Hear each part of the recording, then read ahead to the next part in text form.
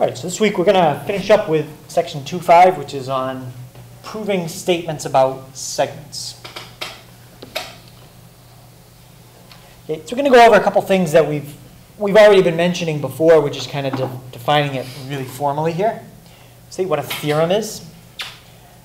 So a theorem is a true statement, but it has to be proven. Okay, it has to be proven.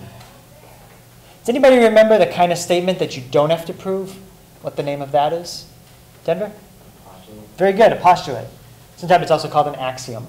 Okay, so if you get a postulate or an axiom, that's just something that is assumed to be true. We don't have to prove it. I think the very first day we talked about a mathematician who had a lot to do with developing geometry, Euclid, and he had 5 basic postulates that all of geometry is built on. Parallel lines never crossing, and some other postulates. Okay.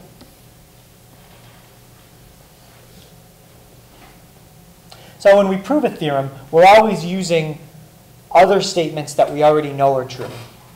Those could be postulates. Or sometimes to prove a theorem, we use another theorem we've already proved in the past. Right? So that's one thing about geometry that's kind of nice is once you prove a theorem is true, you never have to prove that one again. You've proved it. We know it's true. Now we can use that theorem to do other things and other proofs if we want. Okay? So keep that idea in mind. Once you prove something's true, you never have to prove it again. Okay, the type of proof that we've been doing, and I've already pretty much defined it for you, it's called a 2-column proof. And a 2-column proof it has a line down the middle. It's got statements on the left, reasons on the right, and they're numbered.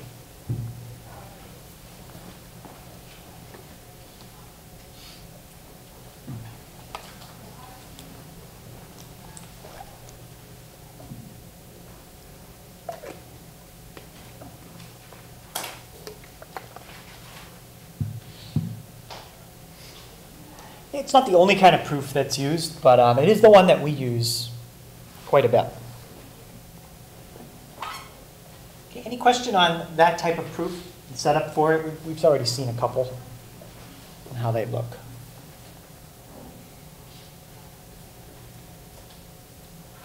All right, so today we will look at a couple of other kinds of proofs. I just want to mention them so you know what they are, but we're not going to spend a lot of time actually using those types of proofs.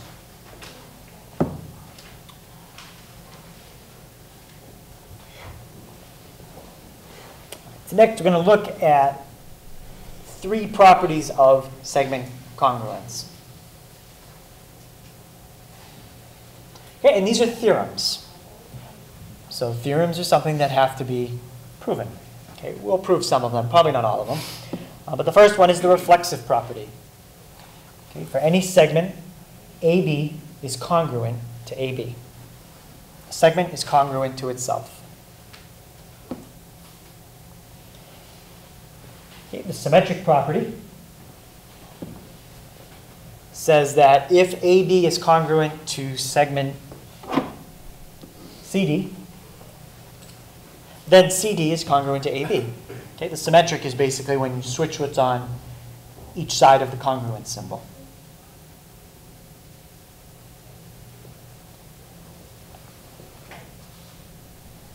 And what's the last property that we usually see when we have these two? Reflexive, symmetric, and one more. Yep? Transitive. Transitive is when you have usually like a chain of things congruent to each other. So with the transitive property, it says if segment AB is congruent to segment CD, and CD is congruent to EF, well, then AB is also congruent to EF. Okay, that's the idea of the transitive property.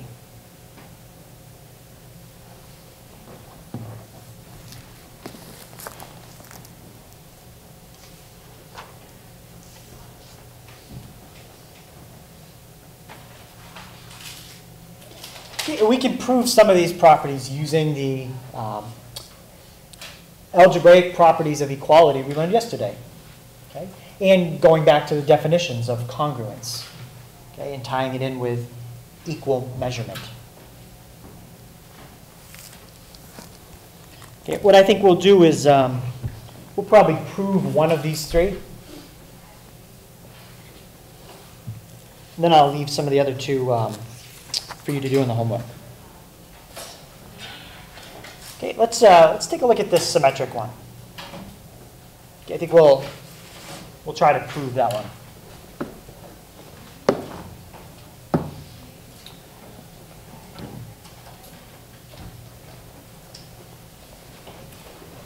Okay, so the symmetric property says that if Px is congruent, or Pq is congruent to xy, then we can switch that order around. I want to prove that segment xy is congruent to segment PQ.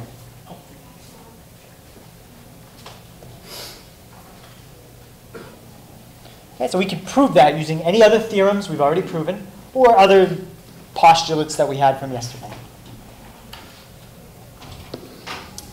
And it's actually a pretty short proof. Not that bad. Okay, first thing I'm going to do is start out with what was given. They're telling me that segment PQ is congruent to segment XY. Now, a lot of times when you have a statement of congruence, the statement that immediately follows it, a lot of times, is one of equality. What can I say there? If I know segment PQ is congruent to segment XY, basically, what does that mean? That's going to be my next statement. Here? Yeah. If they're congruent, it means their measures are equal. So now I can say the measure of PQ equals the measure of XY. Now the reason for that, that's the definition of congruent segments. That's what it means to be congruent. So just write that. Definition of congruent segments.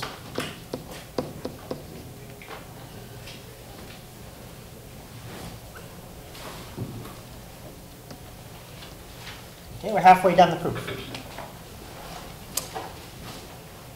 What do you think I could say in step 3? And this is going to be, the reason is going to be something we learned yesterday. Yep? Y is equal to PQ. Yes, we can say xy equals PQ.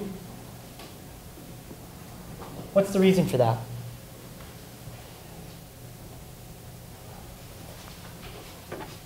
Kira?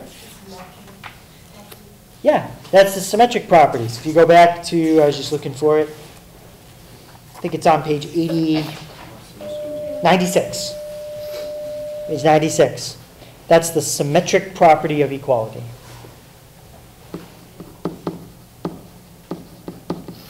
So symmetric property of equality. All right. And now what would my last step be? Yeah, go ahead. Segment XY is congruent to segment PQ. Good, he said that perfect. Segment XY, not XY, segment XY is congruent to segment PQ. Now that's what you wanted to prove. What's the reason for that?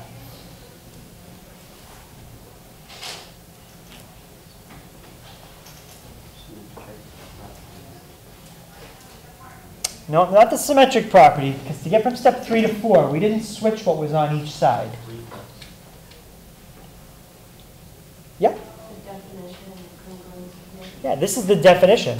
So if step 3 is correct and justified, and it is, we know that xy, the measure of xy, equals the measure of segment PQ.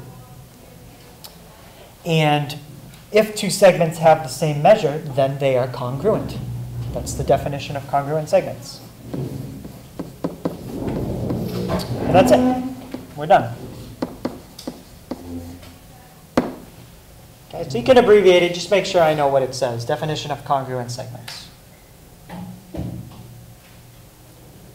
So this proves the symmetric property of congruence. You could prove the transitive and the reflexive very similar to that. Okay, any question on that? Now that we've proved that theorem, we never have to go back and prove that one again. That one's done. Okay?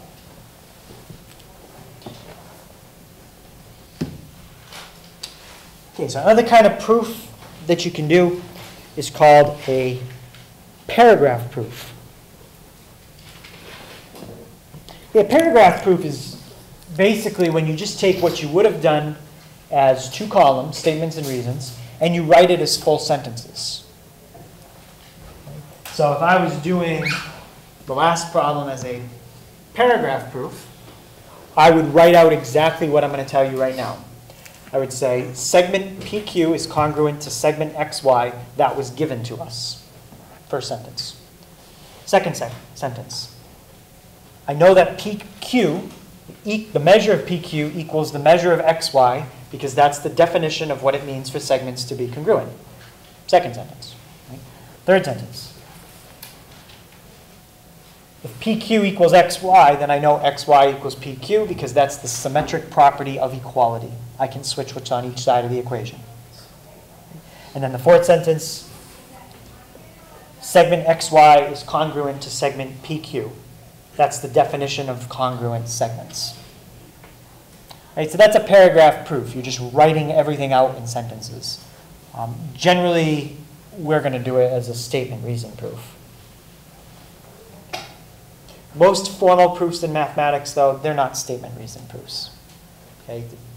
They're written out as paragraphs, explanations. But for us, that's a little simpler. Any question on the idea of a paragraph proof? If you could write a statement reason proof, you could do a paragraph proof very easy. Just take your statements and reasons and change them into sentences.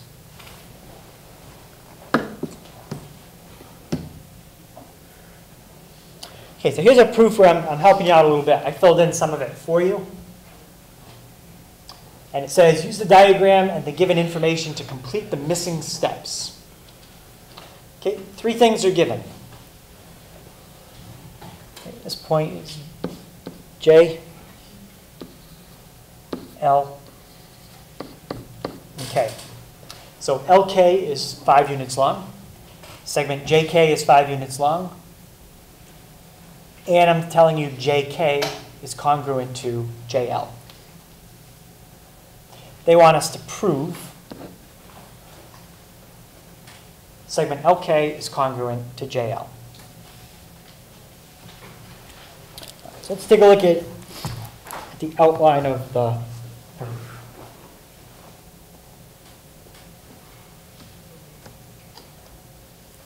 So the proof's going to have 6 steps.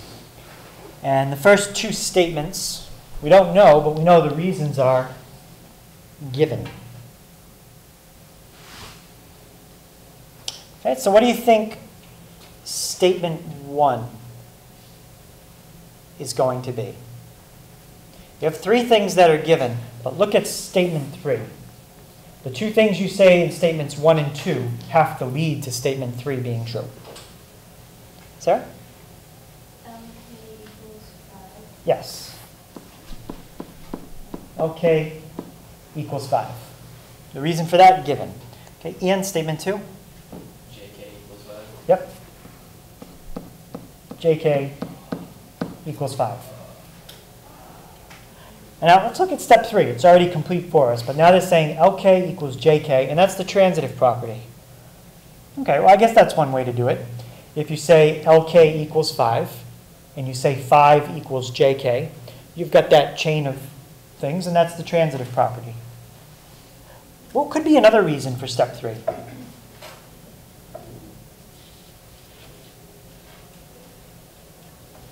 I see another reason that I think would be perfectly acceptable on a test. Yep?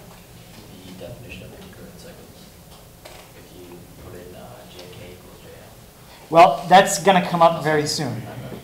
Yes, so definition of congruent segments is going to come up as an answer in a second. But I'm looking for something else that you could have had for a reason for step 3.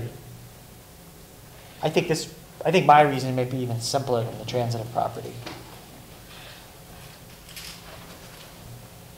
Anybody see another way you could take LK equals 5, JK equals 5, and deduce the fact LK equals JK? Yeah? Not symmetric. Symmetric would be if I said 5 equals JK, if I switched what was on each side. But look at it like this. You have LK equals 5. So then you can change 5 to what it's equal to, LK. You can basically change one for the other. What's that called? Substitution. Yeah, the substitution property. Okay? You could just substitute in LK for 5 and say that. I think that reason's just as good. Okay, now let's get to my reason in step 4. We said LK equals JK, therefore they are congruent. So, Ann, what did you say that was? The definition of congruent cycle. Yep, that's what it means to be equal in measure. They are congruent.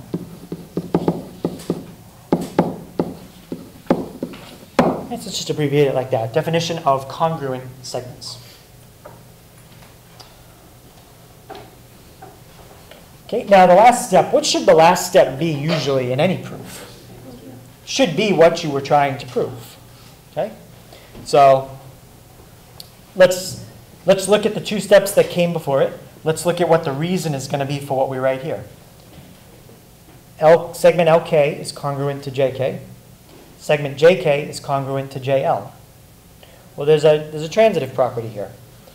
LK, without even looking at what I want to prove, LK is congruent to JL because they're both congruent to JK.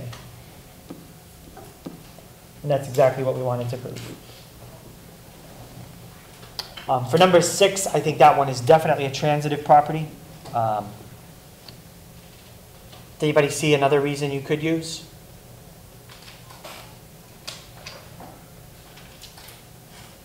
I guess maybe you could argue substitution again because JK is congruent to LK, and we could substitute. But usually we use substitution with equations, not congruent symbols. Okay? So this one really is, I think, better suited for the transitive property.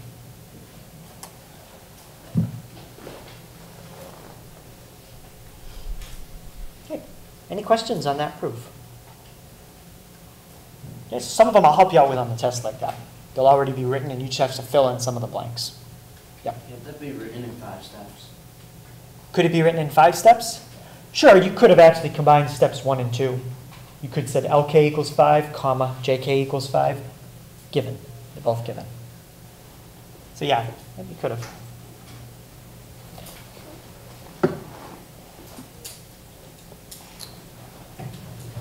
Let's look at this one. So they give us a diagram, segment PR, and it says Q is the midpoint.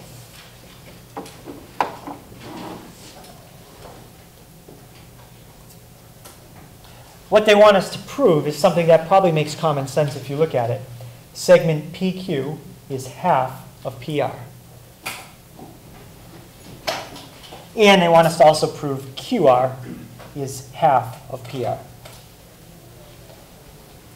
So they want us to prove 2 things, but once we prove one of them, the other one's very easy. We just have to prove at least one of those 2 first. Okay, so I started you off with what was given. Okay, Q is the midpoint of PR. Should be point Q. Yeah, point Q, sure. Point Q is the midpoint of segment PR. What could you immediately say after that? If I told you Q is the midpoint of segment PR, what do you know in terms of the segments? Katrina? That PQ is equal to QR. Yes. If Q is the midpoint, we know it divides it in half. So we know segment PQ, the measure, equals the measure of segment QR. Okay? Why? That's the definition of a midpoint. That's what it means to be a midpoint. So, definition of midpoint.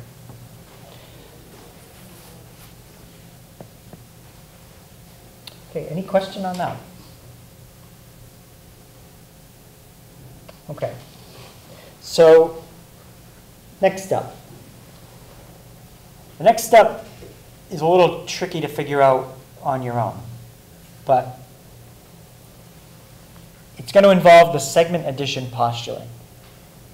Okay, what statement could I say based on the segment addition postulate? Yep. If PQ is equal to QR, then PR.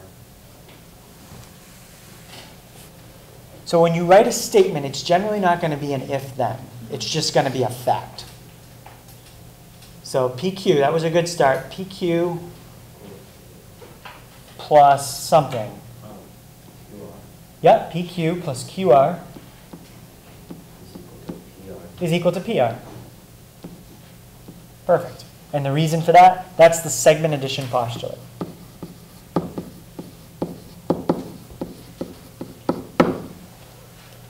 Segment addition postulate.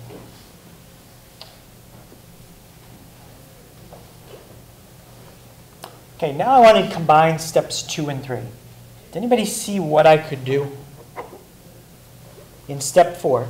Kind of combining steps 2 and 3.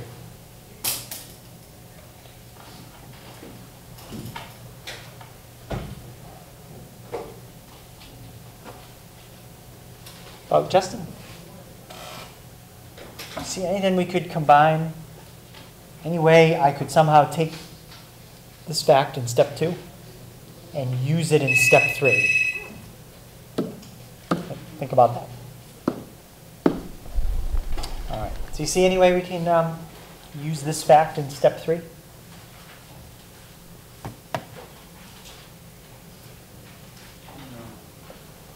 No? Anyone help them out?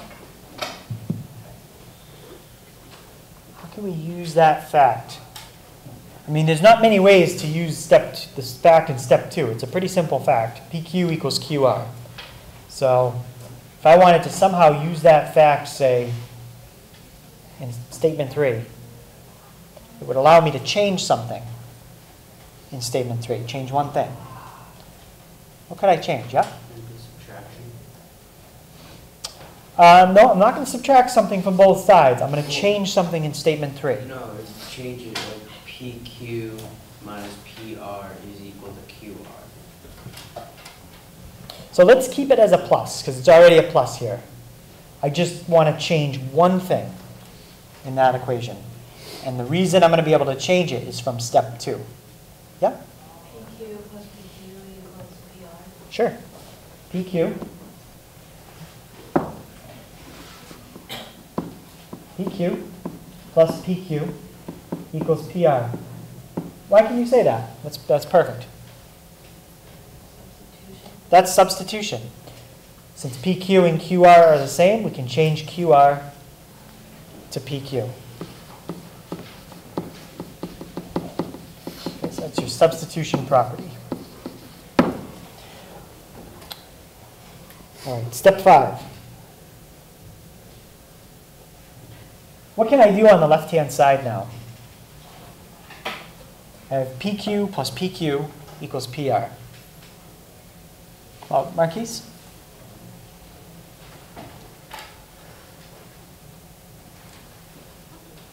So I'm doing a little different than what's in the book. I don't like their answer here. Well, what would you do if you had an algebra equation that said x plus x equals 10? What would you do with that? X plus x equals 10. Yeah, you combine the like terms. That's kind of what we're going to do here. We'll just call it, we're going to simplify. PQ plus PQ gives me how much? PQ times 2. Yeah, just PQ times 2. You have 2 of the segment PQ. And that's equal to PR. Okay, we've almost almost got what we want to show here. Okay? For the reason in step 5, we'll just call it simplify. Okay, I only have one step left to prove PQ is 1/2 of PR. What could I do on both sides to show that? Yeah? Yeah, divide by 2, or that's the same as what? Multiplying by?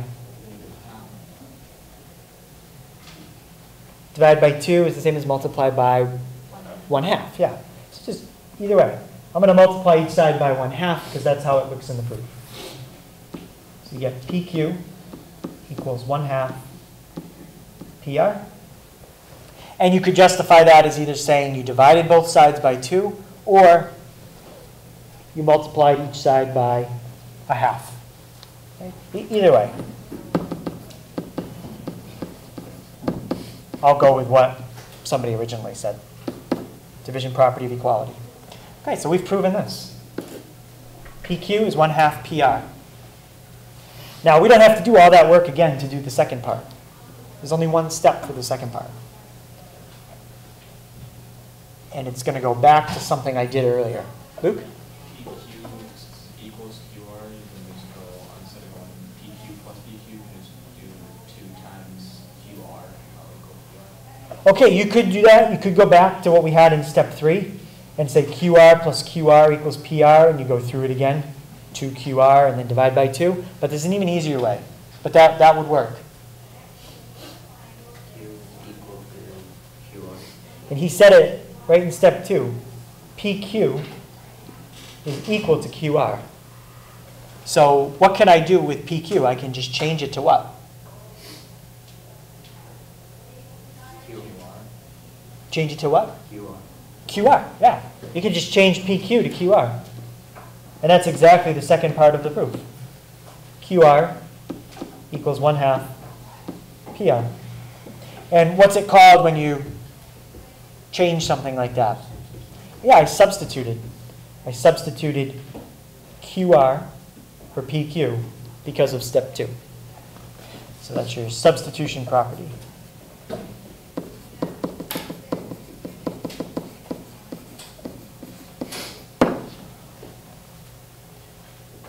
Okay, so that proves to you if you have a point that's a midpoint of a segment, the measure of each segment is half the measure of the entire segment.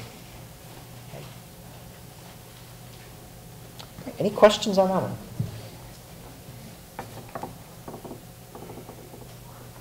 All right, so let's finish up with a construction. Okay, this is going to be a very simple construction that shows you how to copy a segment. So if you had a segment on a piece of paper and you want to draw another segment that's exactly the same length without measuring with a ruler, I'm going to show you how to do it. This is even easier than bisecting an angle or bisecting a segment. It's very, very easy. Okay, first you have to use a straight edge to draw a segment longer than the one you want to copy. Okay, so let's look at the one we want to copy. Segment AB is what I want to copy. So I drew a segment longer than it. Okay, that's step 1. Okay, step 2. Label a point on the new segment, the one that's going to be a copy. Okay, so what I did is I just put point C right at the end. And the last step. You're going to take your compass. You're going to place the tip of it at point C.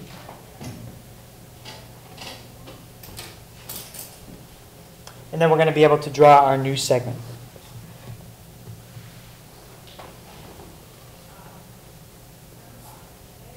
Okay, one thing maybe I should add in right here. Between steps 2 and 3, you're going to set your compass to the length of segment AB. So set compass to length of segment AB. Okay, so let's do that. Okay, so you take your compass. This is the segment we want to copy. So I've already done that. If I hadn't done that, I would just move my compass until I had it set to the same length. Okay, go down to your new segment. You put the tip of it right on point C. Okay, draw your arc. Okay, you can move the compass away. Now you're done with it. And this is point D. So what you just did is you constructed another segment, segment CD, that's congruent to AB. How do I know they're congruent? Because I measured them and they have exactly the same length. Well, measured them with the compass. And that's it. That's how you can construct a segment congruent to another segment. And you could erase, if you're doing this with pencil, you could erase all that stuff now. And you could get rid of your arc. Any question on that? Probably one of the easiest constructions we'll do all year, constructing a congruent segment. All right. So I think that's pretty good for today. All right, so for tonight, that's it. Just page 105, 3 through 11 all, 17. And finish the MCAS packet. So I think we have 10, 11, and 12. Okay, so we'll go over that tomorrow. We'll do our test tomorrow on sections 2.2 through 2.5. And we'll review anything we need to right before the test.